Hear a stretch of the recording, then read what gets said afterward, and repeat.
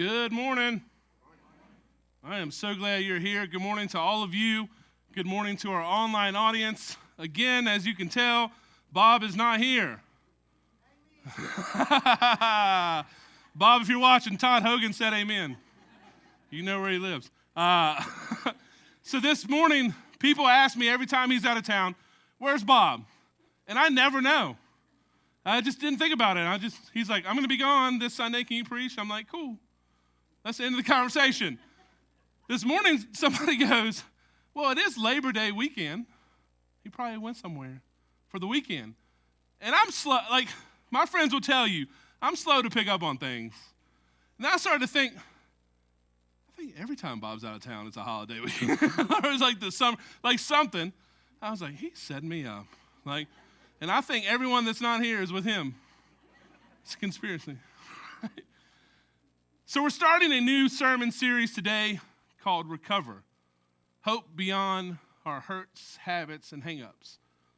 So as you step into this Sunday morning, you may be wondering, recovery? Like, why this series? Why this direction? Well, I'll tell you. At Cornerstone, we are making a significant commitment to one of our 5-year goals. And that goal is to break the chains of dysfunction and create healthy families and individuals. But in order to bring health to families and people, we first have to face and recover from the things that lead to that dysfunction in the first place. So our leadership and some others here have been praying about this for quite some time, and now we're taking steps forward, and in the not so distant future, we will be launching Celebrate Recovery. And this is a ministry designed to help our church and our community find healing from our hurts and our habits and our hang-ups. And we believe this is going to be a powerful tool for God to use in bringing restoration. So as we open the door to that today and we talk about what's ahead, let's keep in mind that this is where we believe God is leading us, and we believe that there is great growth and hope ahead. So this program, Celebrate Recovery, comes out of a church called Saddleback Church in California. Their pastor is named Rick Warren, and he tells this story. He says, one time where they live, the skies opened up and dumped out about a week's worth of rain in just a few hours. That's some serious rain. And in the portion of Lake Forest where they live, it completely flooded. The rain fell, and the floodwaters reached somewhere close to 6 feet. So it wasn't covering houses, but it was covering cars. It's about my height or less, right? And a man named Glenn, who lived there in one of these low-lying areas, had a front row seat to this flood. The Orange County Register even sent a reporter out to get the story. How do the people in this community feel about this flood destroying their properties? And this reporter shows up, and there's Glenn's wife, Joanne, and she's sitting on the roof of their house. So the reporter finds his way up on the roof, and he's interviewing her and talking to her, and they are hoping that the floodwater doesn't rise up anymore, because currently it's carrying things by their house like this reality TV version of Noah's Ark. So they're sitting there, and a chicken coop floats by, right? And then there's a dog paddling, right? If this was Florida, and the movies have taught us anything, there would probably be an alligator in the flood, and we'd all have to panic and run for our lives. But then it gets weird. This reporter sees this hat that's floating downstream in front of Glenn and Joanne's house. And it goes about 20 feet past the house, and then it comes back upstream, 20 feet the other way past the house. And then it comes back down, and then it goes back up. And this happens about 7 or 8 times. And finally, the reporter asked Joanne, you know what's going on with that hat? Like, what's up with that hat? And she shakes her head and she says, yeah, I know what that hat is. That's just my crazy husband, Glenn. He said he was going to mow the lawn today no matter what. No matter what.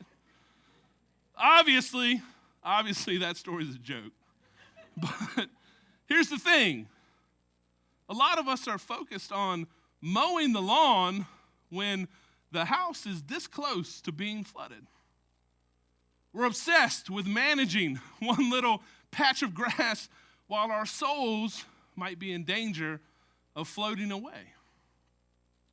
So here's a big truth that I think we all need to try and receive today. And that's that every single one of us needs recovery. Pick that up. Every single one of us needs recovery. Why? Because none of us are perfect. No one here. I'm sorry. I know your mom and dad told you that you were when you, oh, sweetie, precious. You're the most perfect kid that ever lived. You're not. Right? No one's perfect. And when we think about recovery, we start to picture certain people in our minds. We say, that's not for me. Can't be. Like, I don't need to recover from anything. This isn't just for those people, though, right? You know that person that popped in your head when you saw the word recovery? You're thinking like that person that you're going to try and avoid at the grocery store. Like, it's not just for them. This is actually for all of us. It is for all people because we have all been hurt. Everybody here been hurt? Right? We've all had hang-ups, stuff that were bumping us up and we couldn't let go. We all have habits and have had habits that have held us back and are holding us back from living in the freedom that Jesus offers. And some are more visible, but we all have something. We all have something. And the steps to recovery, to real spiritual healing are the same, no matter what your issue is, whether it's an addiction or a bitterness that you've been harboring for years, or a fear that you can't seem to shake, or a sin that you just can't quit, the root problem is the same. The root problem for all of these things is the same, and it's that we want to control everything. You and I have to have control. And the more insecure we feel, the more we try to control. We try to control our circumstances. We try to control our image. We try to control our relationships. We even try to control other people's choices. I wish you would think the way I want. Right? We try. And if we're honest, this desire to have control is our subtle way of trying to be God. We are trying to take his place. And the problem with that is that when you try to be God, you will always end up exhausted, frustrated, and eventually defeated. So how do we break out of that? What's the solution? How do we break out of this cycle? Step one is to get past denial. Get past denial. Denial is the front door that keeps us locked out of healing. It is, because we can be pretty delusional. I don't know if you know this about yourselves and myself. We can be pretty delusional, right? I work with student ministry. Now, this joke hits a little harder because they're all in here in this service. But I'm sorry, students can be a little bit delusional. Just a little bit, right? They think they're good at everything, right? And you watch them, and they're not really. Like, you ever watch 5 teenage boys play basketball? Okay? You ever watch 5 teenage boys at church play basketball, and they only make about 2 shots out of 200? They'll be playing for hours and make 2-3 shots and walk away going, we really did really good here today, right? High five, high five. Someone cooked, right? We all did great. It's kind of crazy.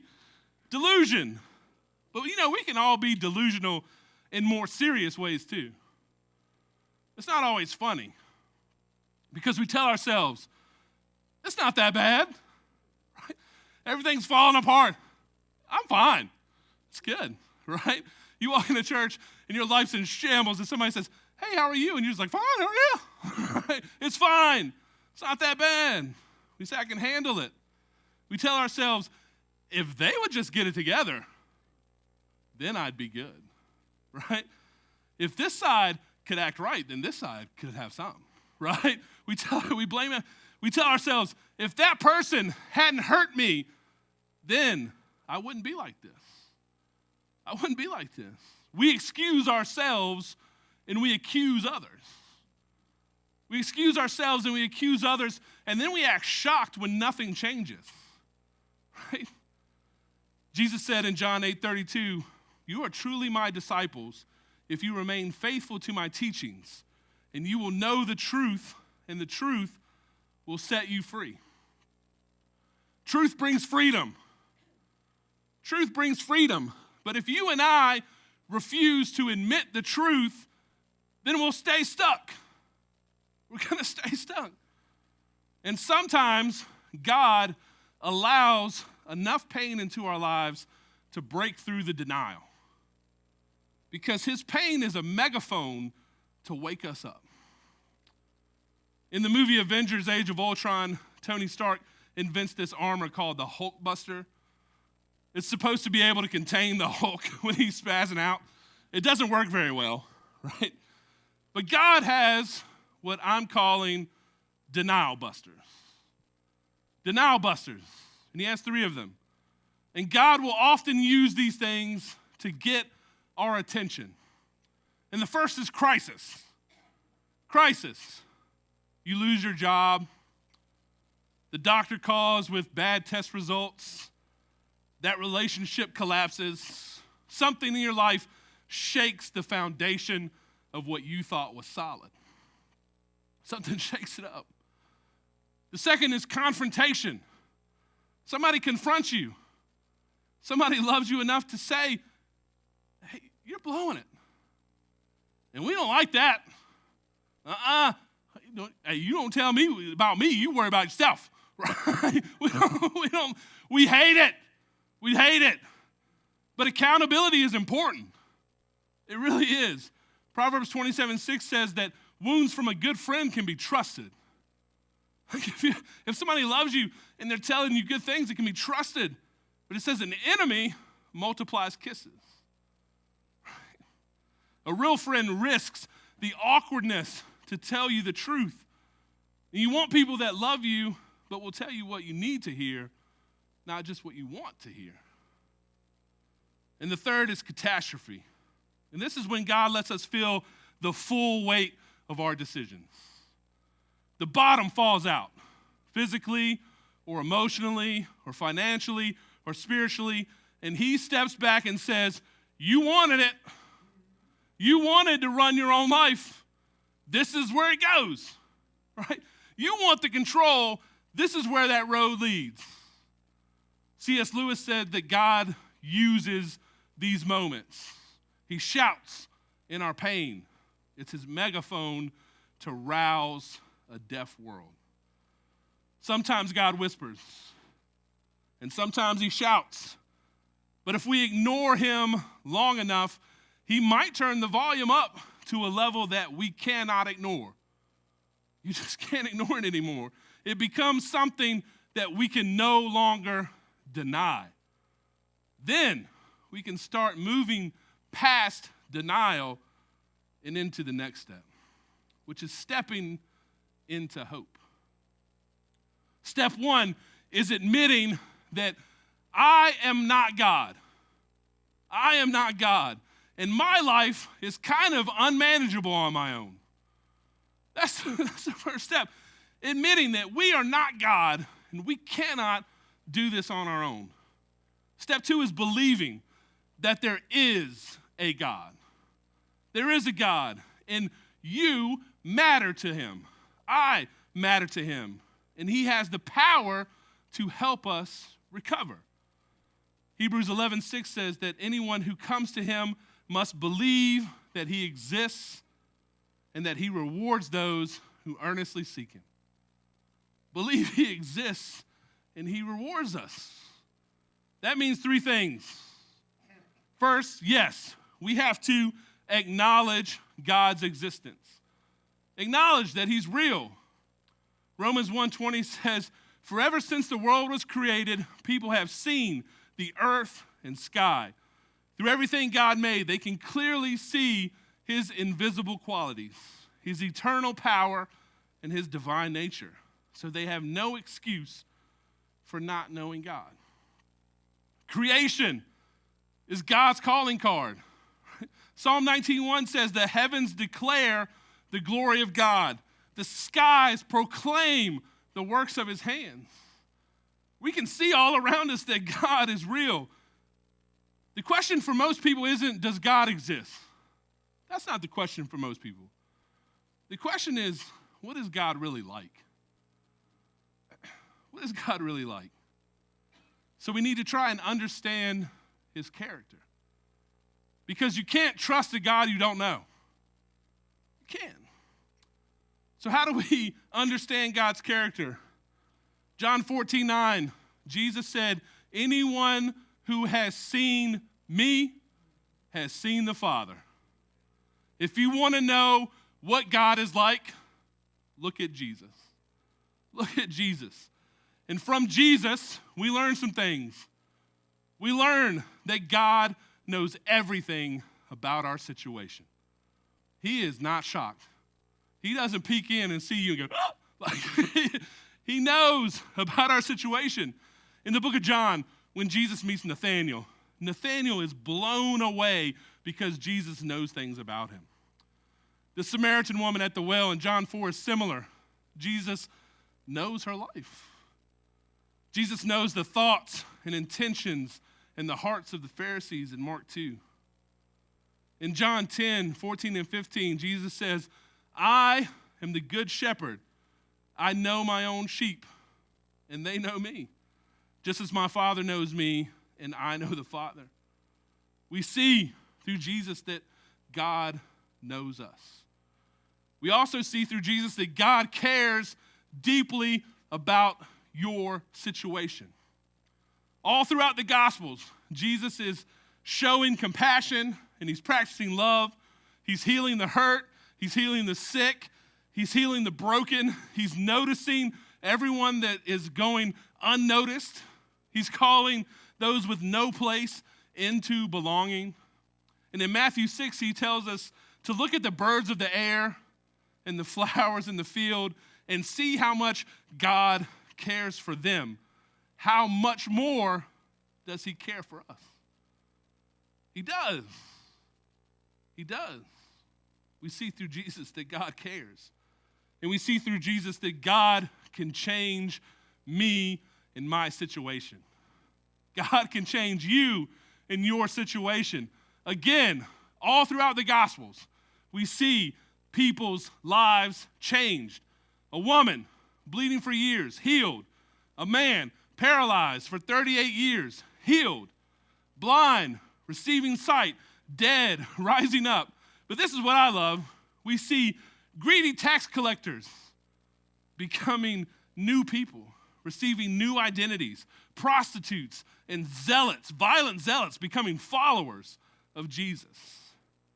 Then in the book of Acts, we see a man who hated Christians, hated them, persecuting them, and approving of their deaths. And we see this man become possibly the greatest church leader that the world has ever known, the Apostle Paul.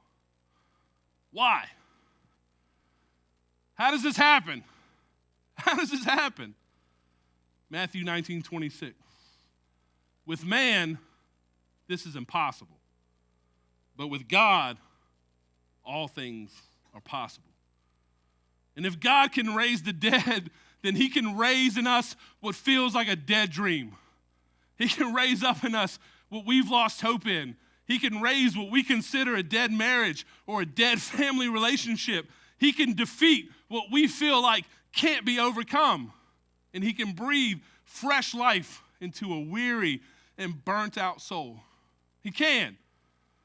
So we acknowledge God's existence, and then we understand these truths about his character, and then we accept his offer to help. We accept God's offer to help. Philippians 2:13 says, "For God is working in you, giving you the desire and the power to do what pleases him." It's not just about willpower, it's about God power. We have God power. The secret is simple. Believe and receive. Believe and receive. Believe that he exists, that he loves you, and that he has the power to help. And receive his Spirit into your life. And sometimes that starts with a 4-letter prayer. H-E-L-P. Help. Psalm 34:17 says, "The righteous cry out, and the Lord hears them, and he delivers them from all their troubles." God, help. Help me. The preacher Levi Lusko tells this story, and he says, there's a guy in his church, and he says, I'll call him Steve, mainly because that's his name, but also because every church has at least 3 Steves. Okay, 1, 2. I don't know where the other one is in here. We have, like, every church has. He says, but when I first met Steve, he didn't exactly look like the front row, highlighting my Bible, taking notes kind of Christian, right, or person at all. He came in wearing a dark hoodie, sunglasses inside, right, and he had the posture that says, don't talk to me, right? You know that person, they look scary. Right? He has this posture of, leave me alone. And Steve had been through it. His story was a messy cocktail of bitterness, a bad divorce, a DUI, and he had an addiction to painkillers that started after a work injury and then never let go. And by his own admission, Steve was angry at God.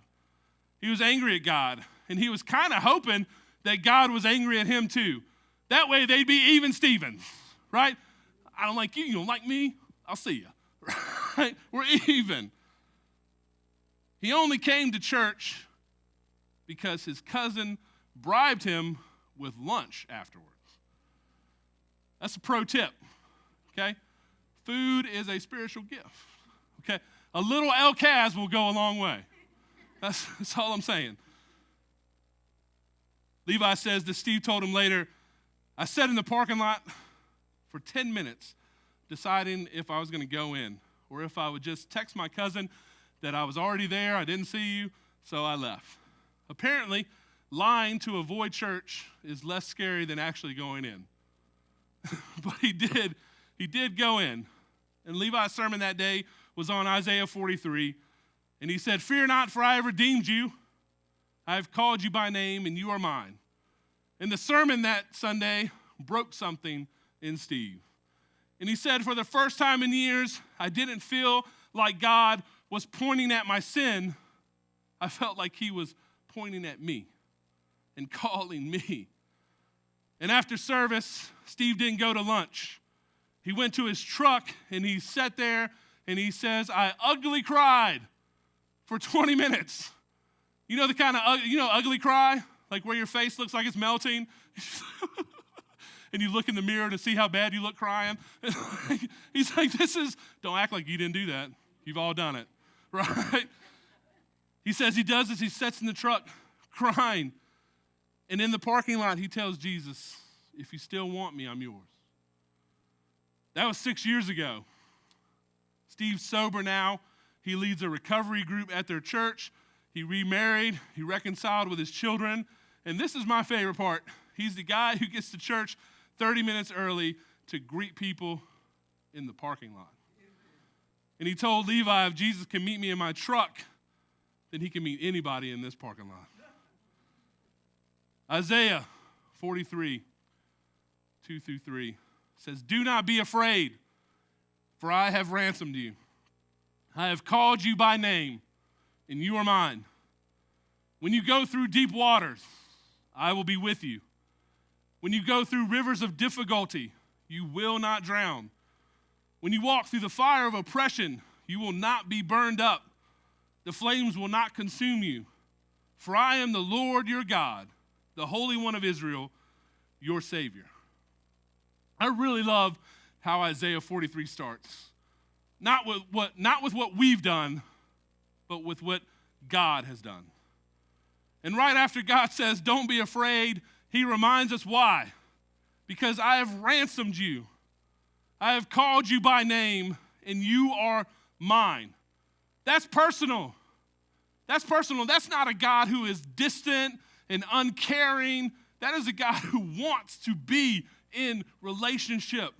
That is God saying, I know you. I'm not stuck with you, right? You're not a burden to me. I choose you. You belong to me. So yes, we want to recover from something. And we need to move past denial and step into hope. But we also need to realize that you are more than what has happened. You are so much more than what has happened. Some of us walk into church on Sunday mornings carrying invisible luggage. And it's heavy. It's heavy. And it's packed with all sorts of things. What people have done to us, the mistakes that we've made, the seasons that we've wasted. There's all sorts of stuff in our luggage. But God doesn't start with our baggage. He starts with our belonging. He doesn't start with the baggage. He starts with our belonging. And he says, you are mine. That's not just sentimental. It's a declaration of identity.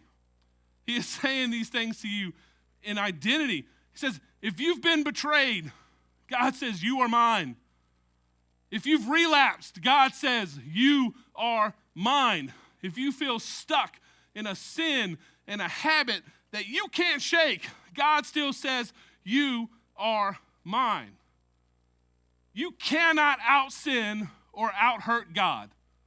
You can't. You cannot out-sin or out-hurt God's redemption. And you cannot outrun his love. You can't. Isaiah 43 says, when, not if. Pick that up.